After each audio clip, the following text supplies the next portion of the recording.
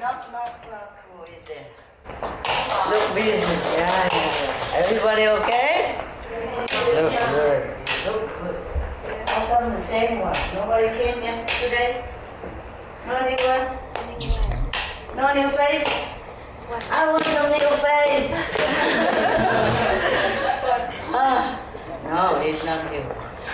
He was here, right? It doesn't count. Okay then. My God. I have to climb downstairs too, and then climb upstairs, and then climb downstairs, and then come upstairs just to see you. Huh? Up and down, just to see you. My God.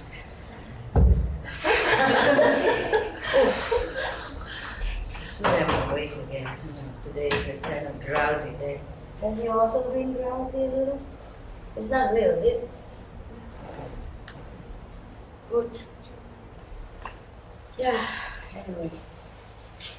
Oh,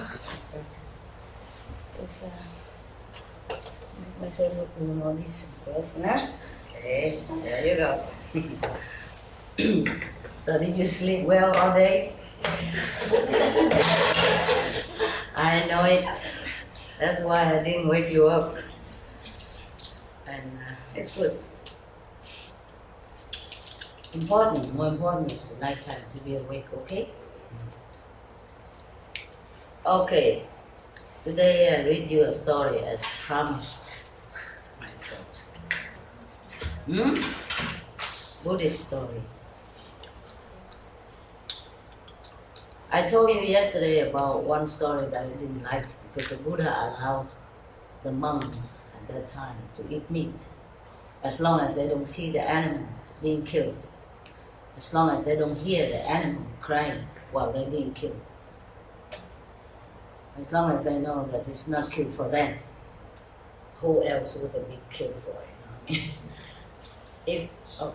I guess if they go out and buy it, no? Or somebody buy it for them, then it's not for them that's being killed. But I guess I didn't like that at all.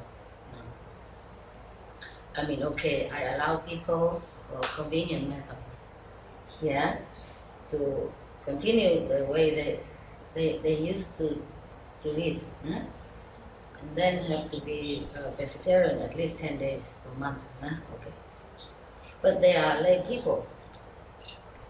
What I mean is monks, you know, should have compassion, should have a good example, should make good example of love, kindness, compassion, yeah, sympathy to all beings. No?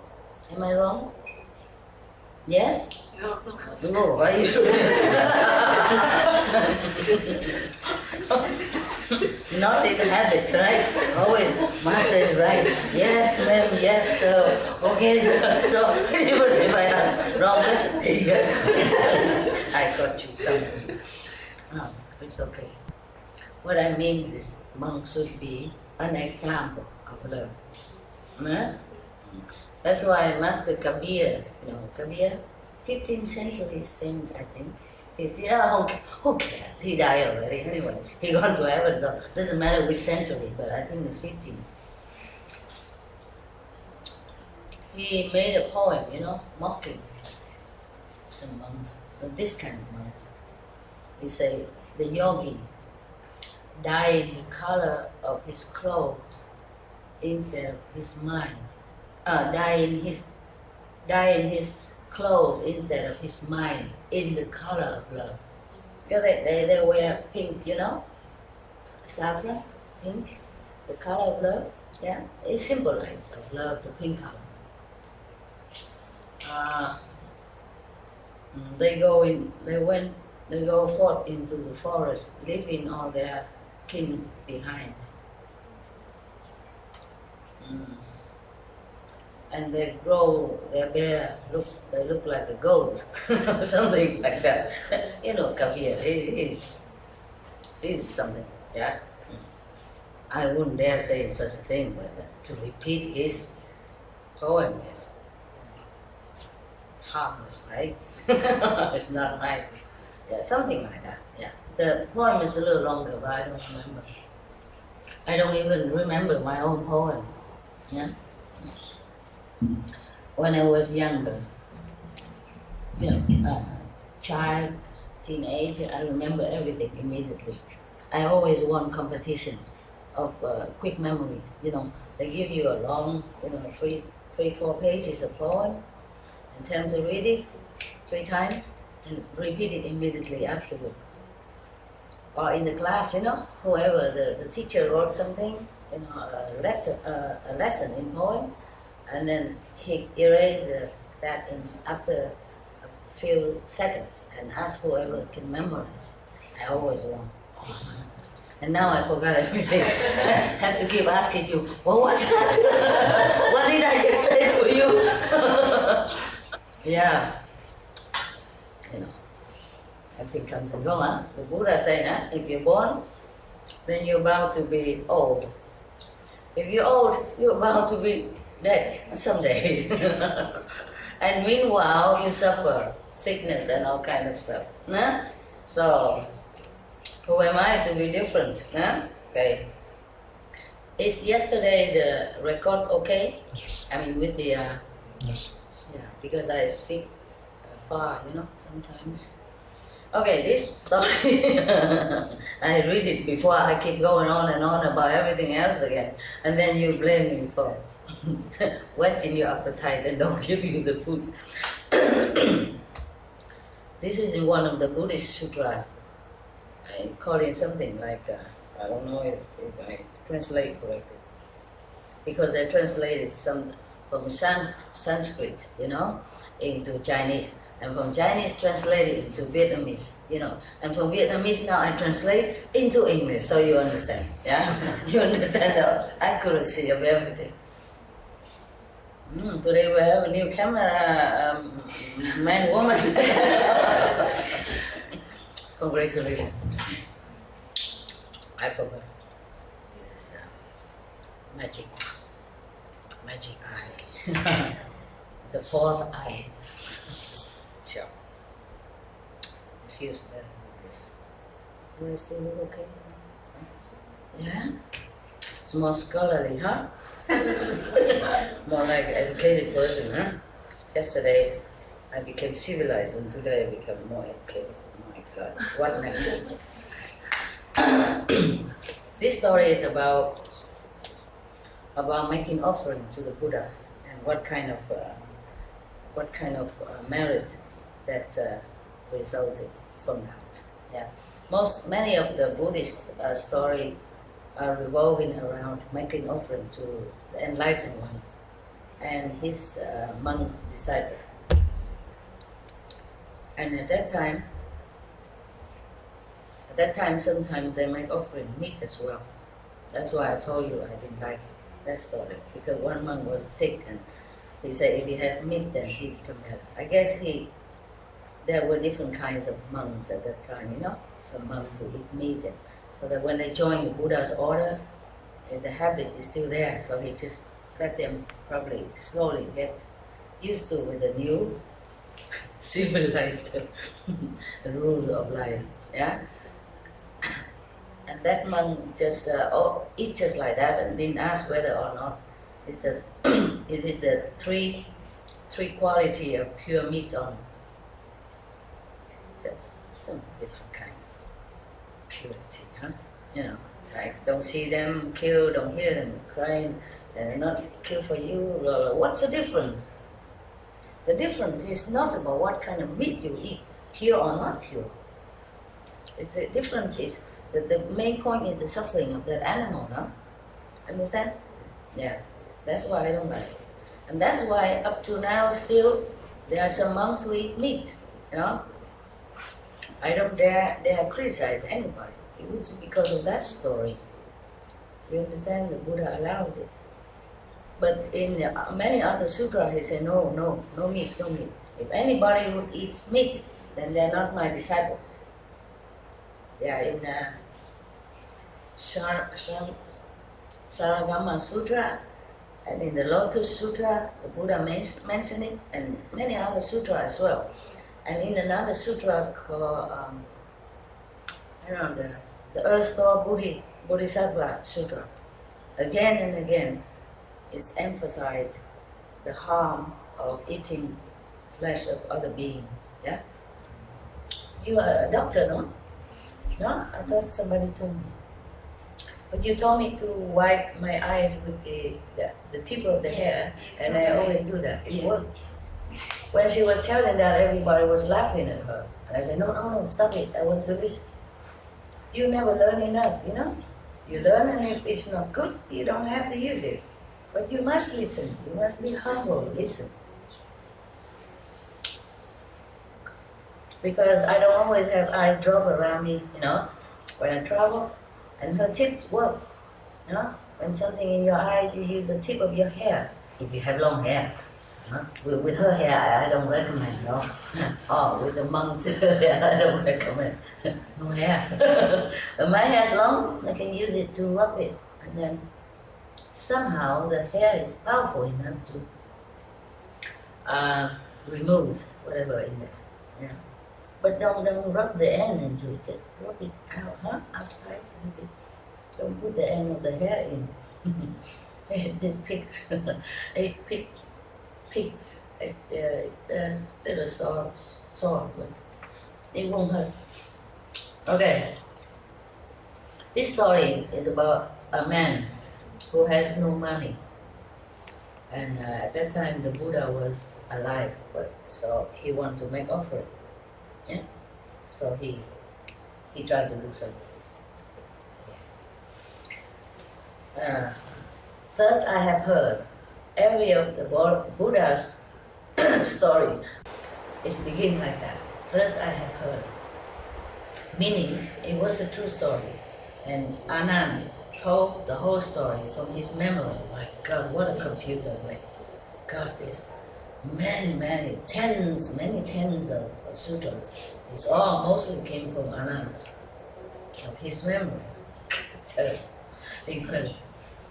So, thus I have heard, one time the Buddha was in, oh my God, they translate to Vietnamese, so I don't know what's the English name or Sanskrit name anymore. I forgot. So we read it Vietnamese, okay?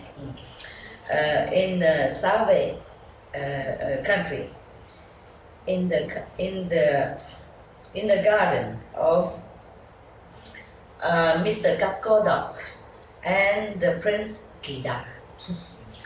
Please try to get it in the dictionary. I don't have anything with me. I travel too much. I have a lot of dictionary, but I don't have it with me. I told you already, my car is always full of dog stuff, dog's blanket, dog's bed. Dogs bed taking a lot of space already. 4 dogs. So the whole car mostly are dog stuff. And then the assistant clothes and stuff, you know, and their food. Then I don't have much. Lucky we have clothes here. Otherwise you will see me in all splendor, natural beauty. And then I will be more on a newspaper with picture to prove. Who cares, my God?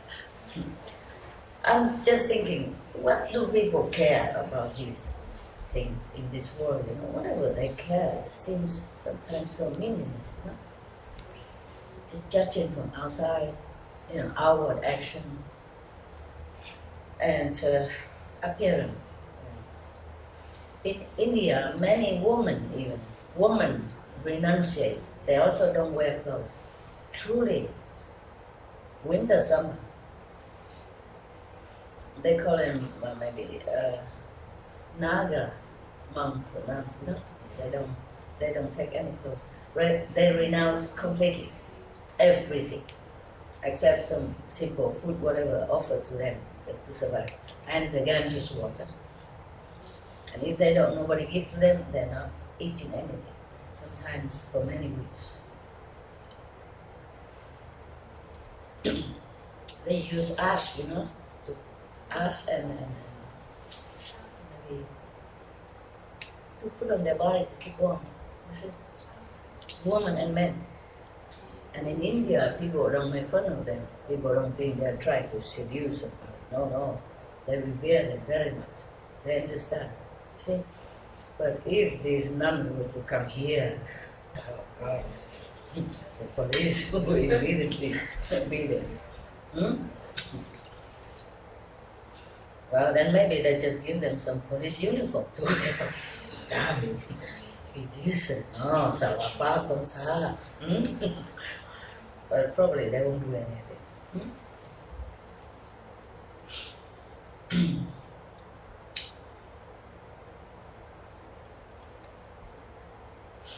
When I was first appear in the public in my mission, I was in America.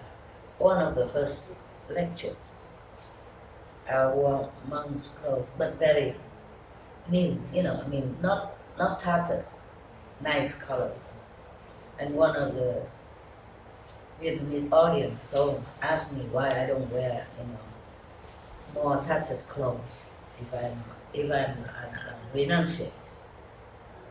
Like he say in the old time, monks they wear very, almost like, very kind of tattered clothes, and not very clean looking, old clothes. Don't look very clean and nice like what I wear. At that time I wear a monk robe. And I say, if I wear like that, the police security outside, they won't let me in here. And then you won't be able to see me. And they say, in the old times, the monks and nuns go out and beg for food and all that. And there I sat with flowers offering and fruits offering right in front of me, all clean and washed and beautiful. I say, in America, if I go out begging, they will put me in some homeless quarter, lock me in or something. And they won't let me in here, in this beautiful building that they have arranged for me. I said, I'm invited here. And if people want to make offerings for me, fruit and flowers, then it's good for them. That means they're generous and kind and very courteous. It's good. That means Americans people are good. Should be proud of that. Proud of this courtesy and hospitality, And you will see later, I will share it to everybody. I won't eat all that. I'm kind of caring about this kind of thing. Don't even care or listen to what I say, anything important or not. I care about why I have flowers, I have fruits. Well, he can come and get it, I don't even care. If you do something good to somebody, then that means you're good, Yeah, whether it benefits that person or not. You are the first benefactor, yeah, because everyone see you that you are good, you're good heart, yeah? Silly people. There's no end to whatever question they ask me all the time. That kind of question. I waste my time. Yeah. And then he also asked me that there is a bodhisattva in the old time, monks who always bow, prostrate in front of everybody and say, oh, you are Buddha, you are really a Buddha. I won't dare to offend you, I won't dare to look down upon you. So they call that book, monks, never look down upon anyone. That's his name, so long like that. So he asked me, why don't I do such thing? I forgot what I answered. Maybe you look, huh? Okay, I really forgot. The main point is I want to tell you that people ask all kind of nonsense. You know what I mean? Yeah. If I wear dirty, tattered clothes, suppose the security guard of the gate let me in, suppose, which they won't, I know that. I know that from experience. Then, suppose I come in, then probably somebody would tell me, you are a nun, huh? You should be more hygienically aware. You should wash your clothes, huh? And mend your robe, huh? Before you present yourself to us, huh? you don't have respect for us. Now we wear our nice clothes to come and see you, and look at what you wear. You see what I mean? That probably happens like that too. Huh? And if I wear nothing, then wow. We don't want to talk about that. You know already, yeah? Okay. Yeah, this kind of world we live in, huh? We lose the main purpose of everything, of life. We just do anything and busy with nonsense, busy with irrelevant things, forgot the greatness of life, of human life. That we can be a human, we have this human body, it's great. We should appreciate it and use it for good reason, to be enlightened, yeah? To know a greater purpose of life, to know a higher self, to know more the real powerful self. Greetings. Okay. Okay. At that time, we come back. I'm sorry. The story is short, so I'm trying to lengthen it by all kinds of other things. I don't mind, huh? You don't mind? Or you want to just read it? I can do it.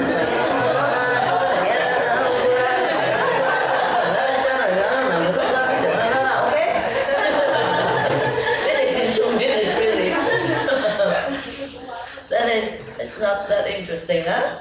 You like me to put that pepper, salt, and soy sauce and stuff, huh? Okay, I know. At that time,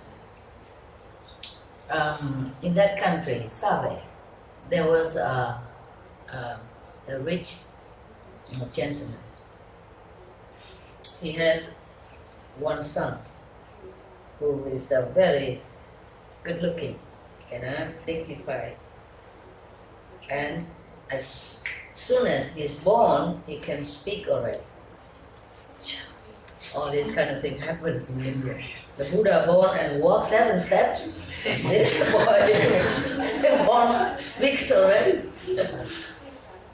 But this, first I have heard that this is a story, the true story of the Buddha when he was alive.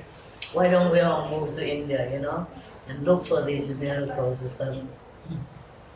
Even there was an Indian boy, a newspaper a long time ago, when he was 8 years old, he said he has his wife, his family, and in so-and-so village, name so-and-so and so. The house is at such and such street. And then they found it, it's just like that, and he has never traveled there. He described everything correctly, how his wife looked like, how he was just died, I guess, recently, and then still retains. Some people still retain the past life memory. Just sometimes they don't understand that it's a past life memory, and they become confused and they thought, okay, forget it, I'm going crazy or something. But children, they remember a lot of things, and they're in more contact with God until they became older.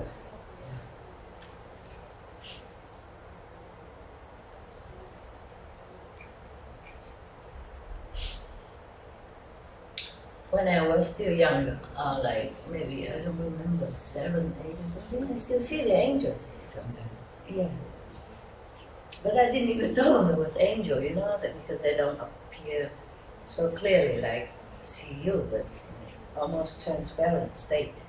And I didn't even know that. So sometimes when I see that, I say, is that you, Ma? From afar, I thought my mother's coming. And then they disappear when my mother came in. Yeah, something like that. And I heard a lot of stars are talking. Not talking, but it's kind of communication. And I thought it's normal, I thought everybody heard that. So I never told anybody. I just go outside and look and listen, I feel very, very comfortable when I heard that.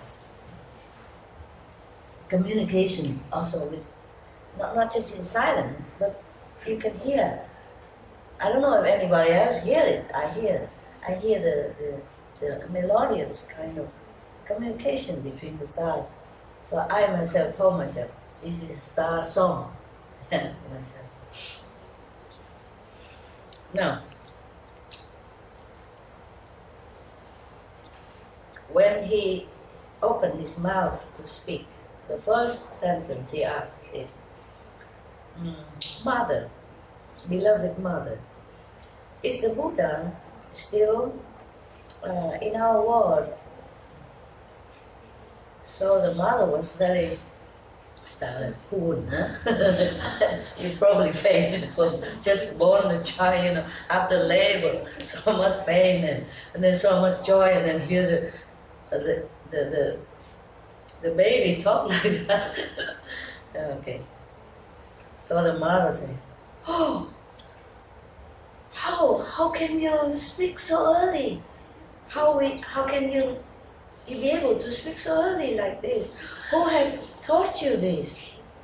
Why you ask about the Buddha?"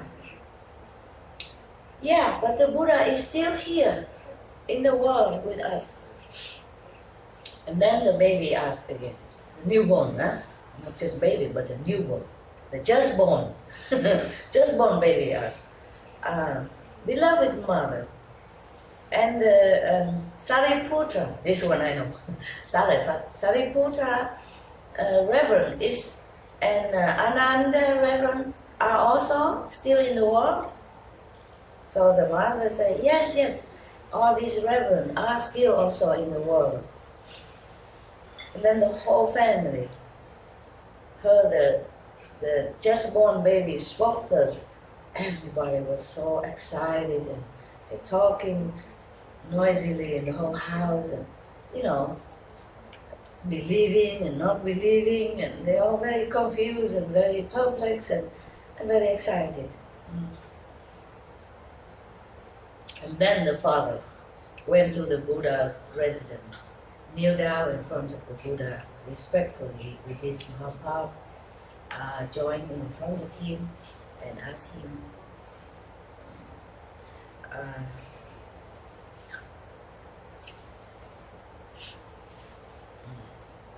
so I prostrate in front of you, world honor one. Please explain to me. I have a child just being born just now, a boy, and he immediately speak, you know, very clearly. I don't know if this is a good omen or a bad one.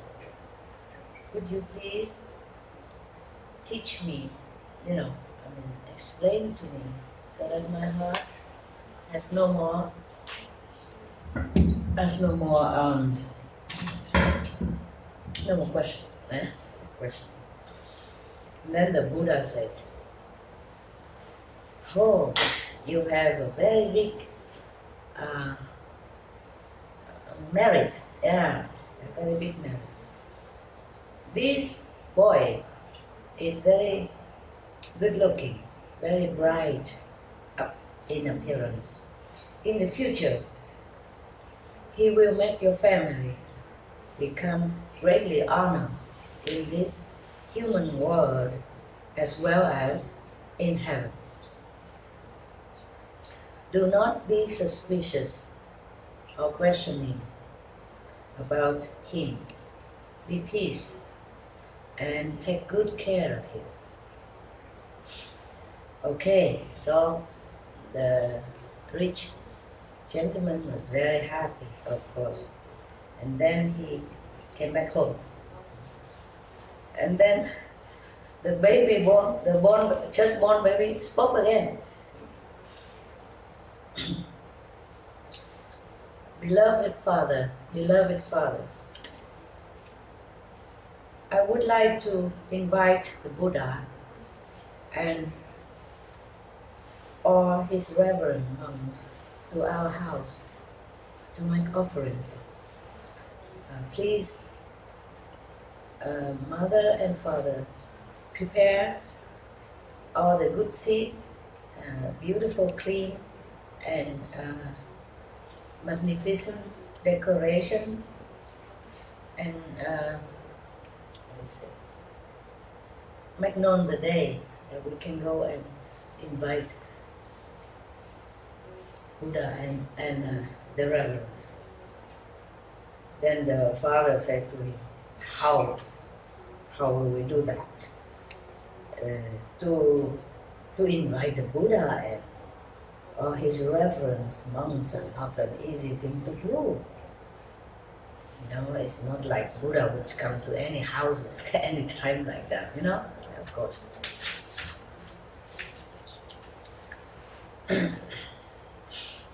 But I will go and prepare all the best food and the best arrangements and everything, and then I will go and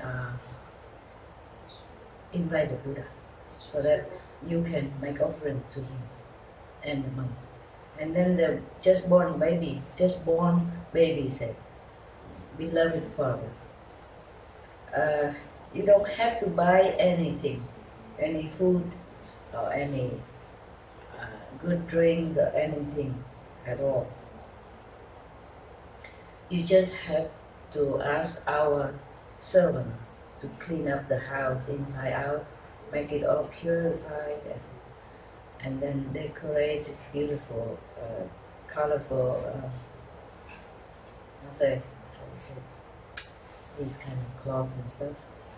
Just make it all nice, beautiful looking. And then just put out all the plates, you know, on the table, or empty plates. And then make also very high days for the Buddha to sit, for him and the two immediate disciples. And I have a mother in another country, nearby, next country. Please, can you invite her to come here? And then everything will be okay. Another mother, you know. That is similar to the story I just told you of the 8 years old boy. This one is a baby, born baby, and know that his mother is in such and such, in Balanai country, in the neighboring country. And the father was very, very pleased. Yes. So he dispatched his subordinates that go with a beautiful elephant, decorated the elephant, to go to that country and bring the other mother, so that you don't get confused. You see, the last life mother brought it here, brought it back to the house. And then he did everything exactly like the baby requested. You know, just put all the table decorated beautifully, all the empty bowls and places already. Yeah. After he prepared all the tables and the plates, empty plates and bowl and all the utensils, then suddenly all the beautiful, rare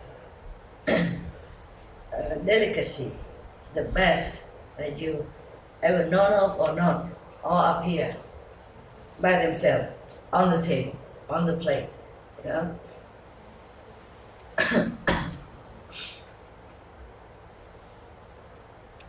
Okay, and then after that, oh no, I'm sorry, the 3 high days, one is for the Buddha, and one is for the last life mother, and one for the present mother. Oh, what a gallant gentleman, huh? Good husband, huh? Yeah. So the Buddha sit, you know, in a higher one, and then the 2 mothers sit on the lower days. Good. He prepared all that already, and then he came and said to the Buddha, blessed Buddha, blessed world honor one. They call him world honor one, or Buddha, or enlightened one, or, you know, all kind of, he has all kind of reverent names given to him, about 10 of them. Our family are very, very respectful and sincerely invite World Honor One and the Reverend monks to come to our house for a vegetarian food, thank God, so that we will be blessed with this merit. Okay? So the Buddha said, okay, good. The Buddha said, okay, precious, precious. If you are so sincere and invite us, we will come. All right, so the father went home, and then the Buddha came, and each one seated wherever already arranged. And then after they have enjoyed the vegetarian preparation, he went to a higher days to lecture, to give lecture, so that everyone will become benefit in the Buddha's blessing. All right. Everybody in that house at that day has been blessed to some degree of enlightenment. The beginner's enlightenment. And then time passed. This boy, this baby born boy, grown up. And then he went to the Buddha and asked for permission to become a monk in his order. And then he was very diligent. After a while, not too long a while, he has attained Arahant position. It's very high, okay? Because seeing such things, he say Anand, kneel down in front of the Buddha and ask the Buddha, prostrate, praise the Buddha. This baby boy, how come? By which merit that he has been born into such a rich family, rich and powerful family, and then also have such a beautiful appearance. Also now even that he attained Arahant level. What is that level? That's the third level, according to, compared to our method of enlightenment. So, could you, World Honor One, please be kind and give us the answer? Yeah. So the Buddha said, Anand, listen, this boy, in the past life, he was in Balanai country. He was also a son of a rich family. After his father died, all the property and the richness has become dwindled until there's nothing left for him. So he became poor. What an impermanent country, huh? An impermanent world. Yes. Even if you are born into a rich family, but if you don't know how to manage the inheritance, then also it will go. Huh? In Vietnam, we say if you just sit and eat, then even mountains will crumble. Okay. At that time, even though he has the opportunity to meet the living Buddha, but he has nothing to offer anymore. So he was very, very sad all the time. No wonder when he was born, he asked immediately, is Buddha still alive? He met him before. Yeah, just a few months ago, I guess, before he was born, huh? Yeah. So he still remember, you know, That's why the first thing he asked is the Buddha still alive? Mother, is the Buddha still alive? Is Sariputra, Reverend, still alive? Is Anand, Reverend, still alive? Wow. Okay, so one time, and then one day, he thought about an idea, so he went to become a servant of a family in 1 year, for 1 year. And after 1 year, he asked the boss, you know, for one piece of gold. Yeah. What is that? Maybe just a small, you know, small piece. It's not 1 kilogram. They use different names here. I'm not acquainted with all this measurement of jewelry. I know about it, but I never know how much is this, you know, like 1 ounce, 2 ounce, 3 kilo, what. I just know 1 kilogram of gold, then I know. But lang, I don't know, maybe a part of 1 kilogram. Yeah, maybe everything. Maybe a couple of ounces of gold. And the boss asked him, oh, you want to marry or something? That's why you asked for gold? And the boy said, no, sir. Then why you ask for gold? You live in here, you eat in my house, you have clothes, you have a place to live, you don't need gold. Why you ask for it? So he said, sir, I would like to take this gold to go out and buy some food and nice fruits and every good thing that I can to make offering to the Buddha and the monks. So the boss said, oh, if you want to invite the Buddha, then I'm very pleased. I will help you. I will also buy a lot of food and decorate my house and invite the Buddha and the monks for you to make offering as well. Would you like that? He said, oh yes, of course. This I added on. Because look, it is not here. Sorry, to be honest, you know, it's not written here. But of course, wouldn't you, huh? Wouldn't you say, I would like that, huh? Thank you, sir, huh? Okay. Yeah, he did say it. Oh, that is precious. That is very kind of you. If you and Madame has such a generous heart and help me like that, it is immeasurable merit. And then the boss, you know, take care and tell other servants to go out and buy all the best food and everything, prepare everything, and then ask someone to go and invite the Buddha and the monks for the lunch. The Buddha at that time don't eat after lunch. The monks also don't eat after lunch. That was the law at that time for monks and nuns. Monks in India. Nuns came after. There was no nuns before that. They don't allow women to become in the assembly of the renunciate.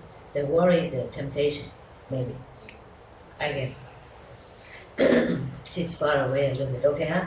We don't have monks here, but we have men. Just joke. Okay.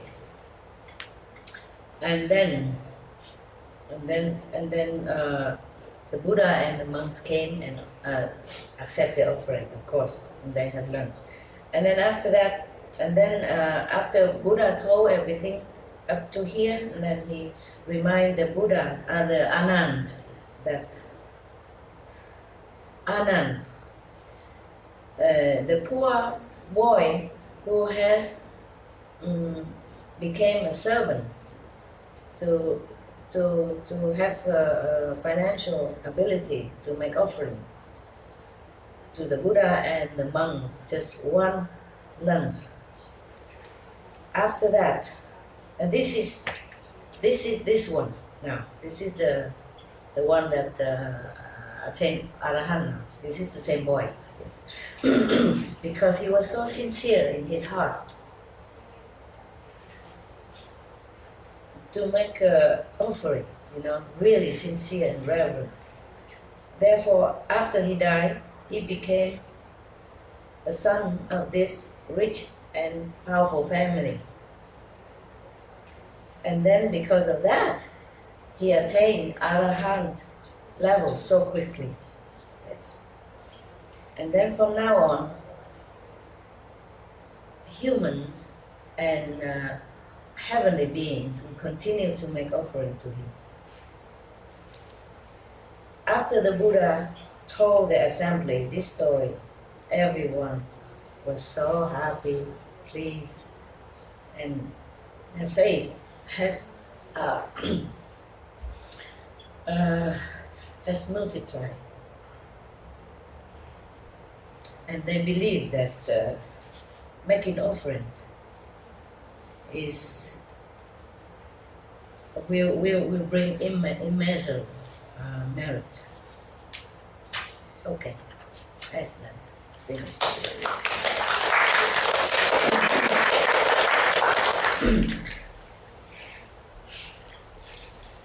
You see how it's not how much, yeah? It's not how much. Because 1 year working, probably he earns, if he lived in the house and had food and everything already, then probably he earned at that time would maybe 2,000 euro, huh? For a year, something like that, huh? And for that, he probably cannot buy that much, you know. But because he's so good, the boss also helped him. It's not about how much, you know. Even in the Bible, I remember the story of an old woman, you know, who came and gave only 2 cents offering. And Jesus said to them that 2 cents or $2 was more than all of these rich people that have offered before. I remember something like that. Okay, you good? You happy, yeah? Yes. There are many other stories, but I make it short, a similar story, okay? Like another person, some miraculous stuff.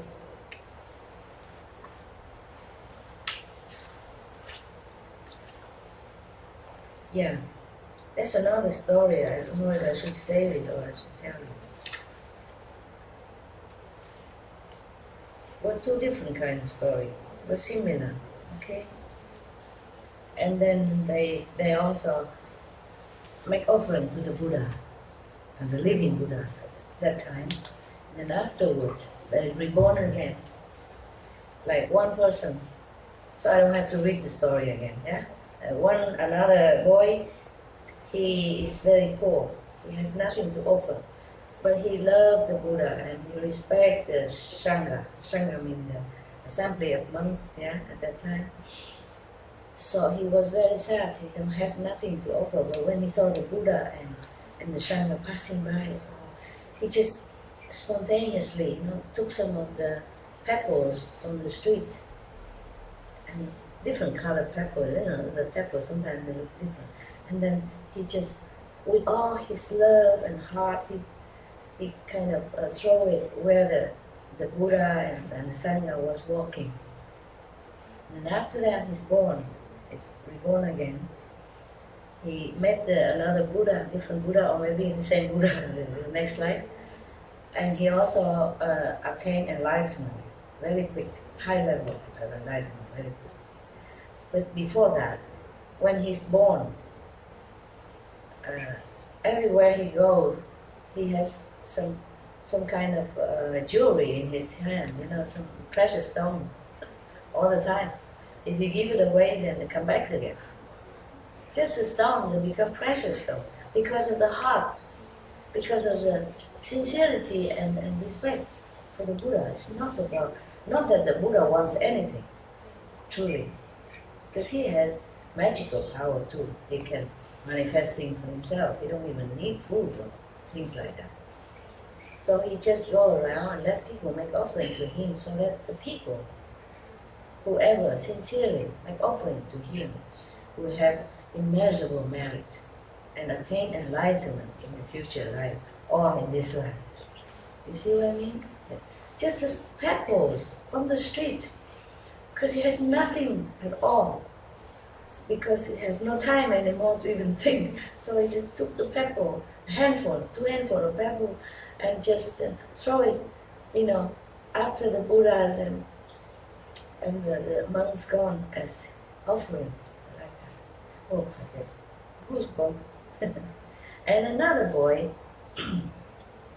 in another story that I read in same book here, same sutra, another boy, he also very poor. He has nothing to offer the Buddha and Sangha, but he was very sincere and he really believed in the Buddha and respect the Buddha and the Sangha so much. But one time he saw the Buddha and then he just gathered some of the wild flower from the field and make a bunch like that and make offering to the Buddha.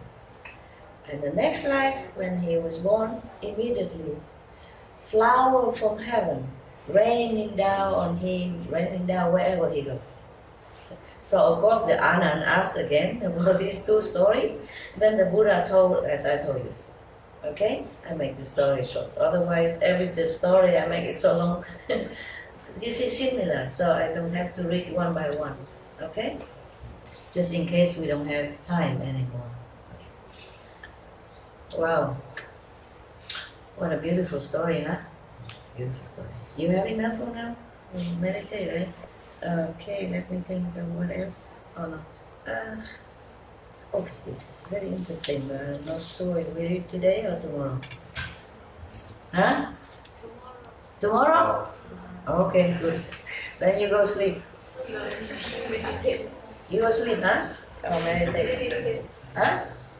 What? Meditate. What? Meditate. Meditate, yeah. Not sleep? Wow. How impressive. Really? When I saw you in your transparent mosquito net, I saw someone who meditate very well. Some only like 45 degree concentration, but the other complete 360 degrees on the ground. Yeah, wow, impressive. Yeah, it's okay. You try your best, all right? Nobody's here to measure how good you meditate and how long. Just sincerity, okay? Do what you can as your body allows you. Because the body has been worn out also with service in this world and with a lot of anxieties, responsibility, stress, yeah, and karma. So I understand. I also, when I sleep, I just sleep. Honestly, I don't pretend to meditate. I try the best that I can, but when I'm tired, I let the body take a rest. Because sometimes I cannot meditate too long either, you know? I'm not allowed to.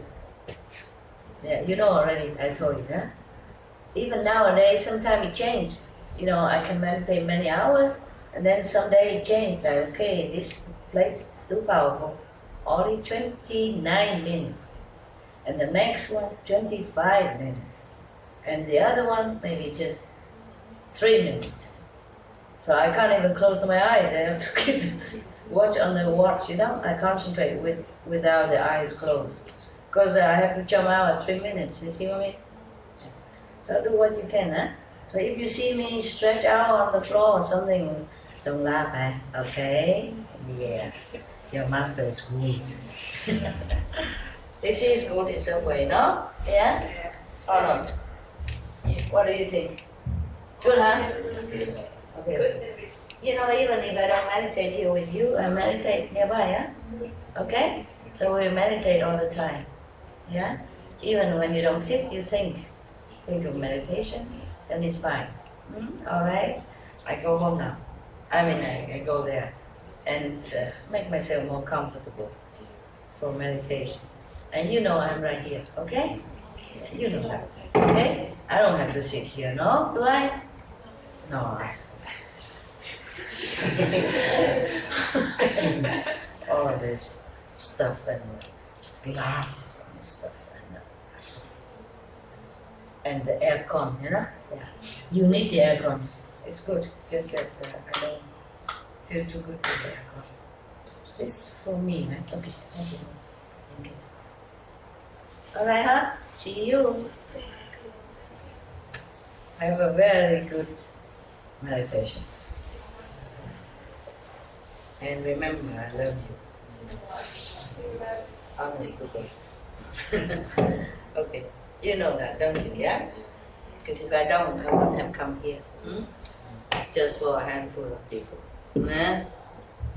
Because it's more fun to have a lot of people, hoorah, hoorah, and all that, you know? You feel so treasured and appreciated. No, I don't care. Okay? They will know all this through video anyway, or internet. So I don't have to have a big audience. Of course, they want that, but I don't know. I just do it now spontaneously, naturally. Whoever comes is good. If they don't come, then watch me later. Yeah? Okay? Ciao, ciao. Love you. Yeah. Bukachi. Thank you. Bukachi. Yeah. You sleep well, huh? I talk like song, huh? Yeah. Okay. 一个人下去，一个人就落。没关系，我有这个，我就你先走出去，转过来走，不用看。你走下去。If you are a gentleman and you go down the stair, you go first. Understand? And if you go on the street, then you walk on the traffic side. If there's a woman next to you. And if there's a woman walking down the stair, then you walk in front. In case she fell down, you can catch her. See what I mean? And you're the one to protect women. Yeah. There's a song very nice, you know, song isn't I don't remember what he sing. I can't understand much. Just like, we are the heroes of our time. Yes. You are the heroes of our time. Of your time. Because you try so hard to be good. Thank you. Thank you.